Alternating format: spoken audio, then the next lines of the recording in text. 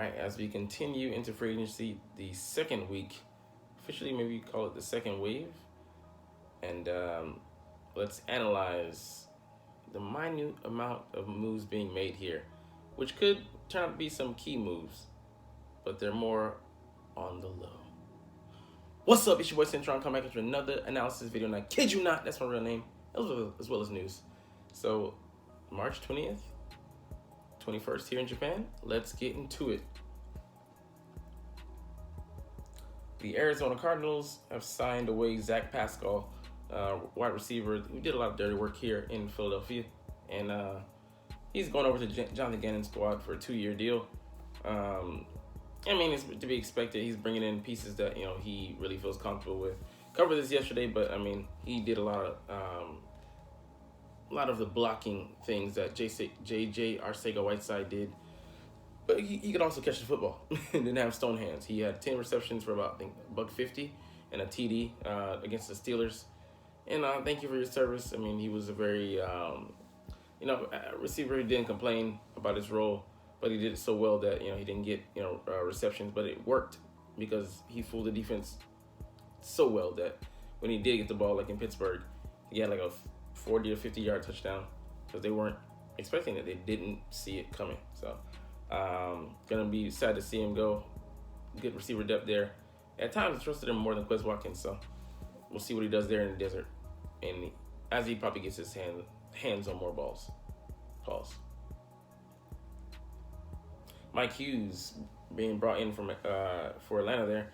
They signed Jesse Bates, so adding here the former Viking here. He's a good depth signing. Can play the slot, but he's adequate there. We'll see if they play him on the outside or not, but might just be a depth signing here. Nelson Aguilar taking a visit with the Baltimore Ravens. They're starving for receivers. He would bring a speed element there. I don't know if Deshaun Jackson played there this past year, but he can be that another speed threat. I think Devin Duvernay is also pretty good out there, but it's different with Aguilar. Damian Harris coming over from the Patriots to the Bills there. Like a lot of inter-divisional signings here. They're just trying to take away from their the other three squads in their that they're in direct competition for you, because you win the division, you get a playoff spot. So that's the direct path to the playoffs there. You can dominate, especially if you can dominate your own division. So they replaced the guy that they lost. But before we get to that, Josh Dobbs, the the so-so starter for the Titans last season, needing to, it was just an empty, non-playoff counting game. Came out and showed his medal, though, in front of a national audience, I think on Thursday Night Football. I forget who it was against. Maybe, was it the Cowboys? It was the Cowboys. But, they were just too much for him. But he showed heart, though. Good depth signing for them. Ronald Jones visiting the Cowboys. Backup stuff. C.J. Gardner-Johnson, signed by the Detroit Lions. Good for them, though, man. Rudy Ford, a good depth signing there. Corey Ballentine as well. Here, Houston Texans take away Devin Singletary from an AFC opponent. $3.75 million, so, underscoring again, running backs not getting paid a lot. Their value just keeps on diminishing. It's very stationary at this point. 1-year deal. But, he's a strong back despite his size. Runs well. Their leading rusher for the last, 3 years running, maybe 4 years running. For the Bills. But, he's a good complementary piece to Dameon Pierce, the 4th-round rookie that, ate us alive last year, the Philadelphia Eagles. He just had a game. You got to wrap up and tackle that guy. He runs angry. But he got hurt subsequently, so have someone here dependable he can bring in. And also, he's good in the passing game and pass pro. And another big signing, Dalton Schultz being brought in for a 1-year, $9 million deal. Maybe for that money you want him starting, but he's a pretty good receiver, and runs good routes. He just missed on some of the details in the 49ers game, getting his feet down multiple times and paying attention to the rules. You know, you gotta drag your feet. You gotta get 2 feet in, buddy, not one. This ain't college. But let's see who else. Mike Edwards. I want to say he's from the Bucks as well, but just a run on the Chiefs signing Bucks DBs or players.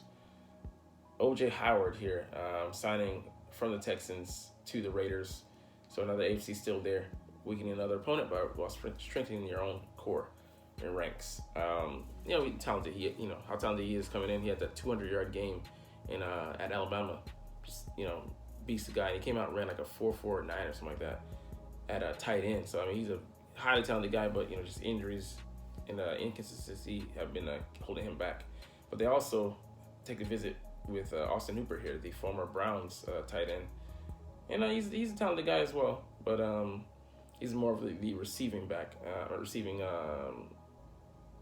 tight end, and OJ Howard can do both. So maybe trying to double up there. All right. Let's see what other news we have. All right, we'll dive into. Oh no, we'll dive into this now. Justin Evans, a safety coming over from the New Orleans Saints, and previously the Buccaneers. They drafted him in the 2nd round. A talented guy, but he just hasn't been able to stay on the field. His rookie year had 66 tackles, 2 picks, but missed the last 2 games. Then subsequently, I think the following year, 2018, he missed like 6 games, went on IR with a toe injury, and then he also missed 2019 or 2020, like the 1 year with Achilles, and then was out of the league 2021, and in 2022 he played 15 games with the Saints, started 4. So we're counting on like a lot of our signings this offseason. Rashard Penny, him bouncing back, the running back, and also counting on who is it? The cornerback from the Browns, Greedy Williams, relegated to special teams most of last year. But in previous years, struggling with health. We're counting on him to show what they, that they can make the roster first of all, and if they have the requisite talent to stay here. So we'll see. Let's see if there's anything else notable here. Al Woods, veteran, there in Seattle. Okay, he was released. Okay, Sean Bunting, coming over from the Bucks, going to the Titans here. He's a big corner. They bring size to their core, so maybe that's what they're looking for, and just as well as depth. And that's about it for the signings around the league. Here we'll look at some Eagles dealings. First, let's continue with the free agent market. 5 safeties that make sense for the Eagles here in the offseason for them just to evaluate and potentially bring in as a starter, because we have that gap there. Reed Blankenship, maybe you can slot him in at one of the starting safety spots, free safety or strong safety, but we still need one more to fill out that duo. So a good young safety here. I think it's got to be the top option for me. He's young and he's talented, but why didn't the Rams push to re-sign him? I'm just maybe because they're cash strapped. But Taylor Rapp out of I think Washington. He's only 25 years old. Last year, 92 tackles, 2 picks, and the year before, 94 tackles and 4 picks, and on a Super Bowl winning team, and just more talent around him. So last year it was more maybe indicative of just his individual talent, because he played on a mostly talent poor team compared to the previous year, and it just dealt with injuries and just guys didn't play up to their standard. Aaron Donald didn't even finish out the year, and Jalen Ramsey he played, but he just wasn't the same guy, and he started to break down that Super Bowl year itself. So the following year, disappointment. But the guy's still talented, man, and he's young, he's fast, good tackler. So we don't need all-stars playing behind Darius Slay and James Bradbury. Just need guys that are good. If they're good, I think we can have a great secondary overall. So I think he'd be a prime piece of real estate to bring in. Jalen Mills, a familiar face. You know, he played here for 5 years, won a Super Bowl with us in 2017. Playing at corner though, he was our QB one, cornerback one, but he moonlighted at safety. Actually played decently. Had a higher PFF grade, 66 to CJ Gardner-Johnson's 61 last year. So he's 29 years old, look a little longer in the tooth, with adequate speed. Since, you know, making that transition from corner, you know, ideally too slow to play corner, but good enough to play safety. So, I mean, you know, we could see kick the tires at the very least. And I think he'd be affordable for us, especially since we're not exactly cash flush at the moment. John Johnson, a popular name, you know, he got that big 3-year, $33.75 million contract after he finished his 10-year rookie contract with the Rams, and started for the Browns, but, you know, just didn't work out for them. They cut him. But, you know, good safety.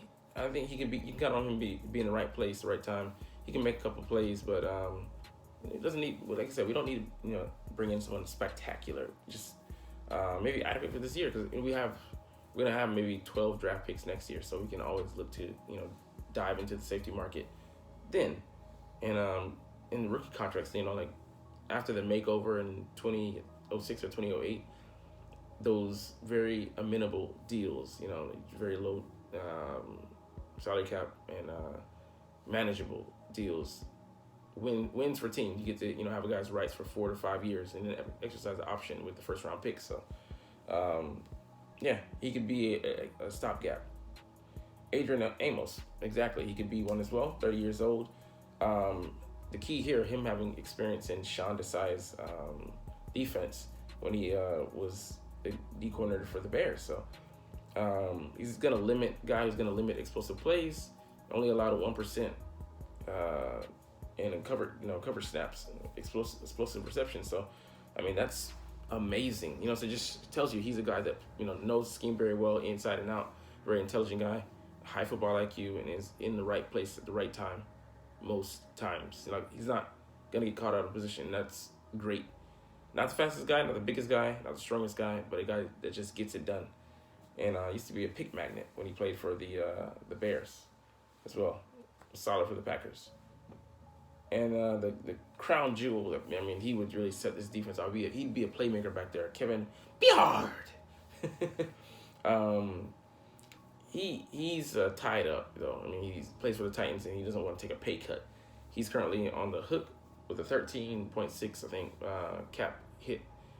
13.6. He's owed 13.6, I think, $15 million cap hit. And he doesn't want to take a pay cut from the Titans, but the key factor is he's owed no more guaranteed money. So if they cut him, cool, we can negotiate with him, but what's the likelihood of him negotiating for a lower decent salary? He's gonna want to get paid. So 30 years old, he's 29, he's gonna be 30, I think, by the start of the season. So interesting to see what we could do. But like I said, he has to be amenable.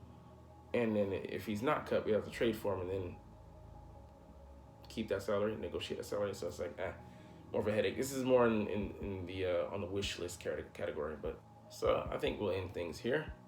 But you're not even watching though. It's all good though, because as I always say, as it always is, fly Eagles fly, and let's motherfucking go. Like, comment, share, and subscribe Thanks for watching. Check me out at Cintron, Cintron Anime, Cintron Life, or Cintron Laughs, or other social media.